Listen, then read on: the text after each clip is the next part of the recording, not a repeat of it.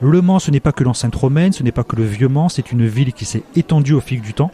Pour revivre cette expansion décennie par décennie, quartier par quartier, une exposition au Carré Plantagenet. Marie Ferret, bonjour, vous êtes chercheuse au service patrimoine de la région des Pays de la Loire. Déjà, comment est venue l'idée de cette exposition ? Quand la région a eu l'envie de venir investiguer le territoire manceau en 2017, on s'est tout de suite posé la question de quel territoire manceau on allait étudier, parce que la ville est extrêmement vaste, ça fait la taille de Lyon. Et très vite, on s'est dit que c'était très intéressant de tourner le dos à la vieille ville et de aller regarder des quartiers qu'on a moins l'habitude d'étudier, à savoir donc les faubourgs du Mans. Les faubourgs, c'est vaste, donc il fallait là encore préciser. On a décidé de travailler plus spécifiquement sur 4 communes qui étaient des communes indépendantes jusqu'au milieu du 19e et qui fusionnent avec le Mans au milieu du 19e. Afin de bien définir nos territoires, à savoir Saint-Pavin-des-Champs, Saint-Georges-du-Plain, Sainte-Croix et Pontlieu. Et quelle est la méthodologie que vous avez utilisée ? En fait, nous, on a une méthodologie qui est une méthodologie nationale qui a été inventée en 64 par André Malraux. Le principe, c'est que nous travaillons sur l'architecture. Donc, on a un regard exhaustif sur le territoire. On s'arrête devant chaque maison, chaque bâtiment présent dans les quartiers que nous étudions. Et ensuite, nous allons faire un travail en archives pour essayer de reconstituer l'histoire des sites et l'histoire du territoire que l'on étudie. Quand est arrivée l'idée d'une exposition, il a fallu mettre en musée ce discours, qui est un discours donc historique et architectural. Et comme on ne pouvait pas faire rentrer une maison dans les pièces du musée, bon, on l'a presque fait parce qu'il y a une maquette quand même qui est exposée, une maquette de Mansell. Comme on ne pouvait pas faire rentrer une maison, on a énormément travaillé avec les équipes musées de la ville qui, là, sont allées chercher les œuvres qui pouvaient illustrer le propos de l'inventaire. 1 an de préparation, on peut dire que c'est un travail sur le temps long. Ça prend beaucoup de temps. Heureusement, nous étions nombreux et nombreuses, d'ailleurs, plus spécifiquement, à travailler sur cette exposition. Oui, d'abord, il faut définir le discours. Quel axe ? Là, nous avons donc 4 modules qui sont des modules thématiques avec un premier module introductif, un deuxième sur l'industrie, un troisième sur les équipements et enfin un dernier sur l'habitat.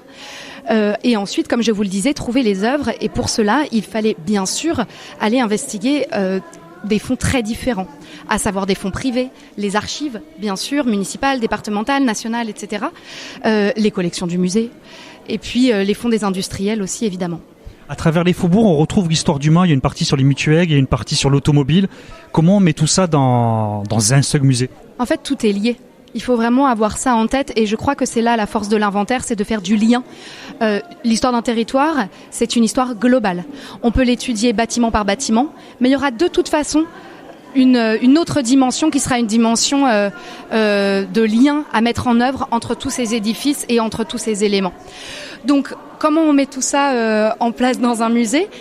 On crée un discours qui s'appuie sur des archives, sur une véracité scientifique bien sûr, mais qui du coup restitue ce lien qui est bien le lien qui constitue les spécificités du territoire sur lequel on investit. On a parlé des repères géographiques, mais quels sont les repères historiques de cette expo ? Alors on commence à la Révolution, parce que à la Révolution, il y a une modification extrêmement importante du territoire avec la vente des biens nationaux, qui du coup fait que les territoires qui entourent le Mans, qui sont des territoires profondément ruraux, passent des mains des congrégations religieuses, notamment à des laïcs. Et donc c'est le début de la première urbanisation. Donc première date clé, la Révolution.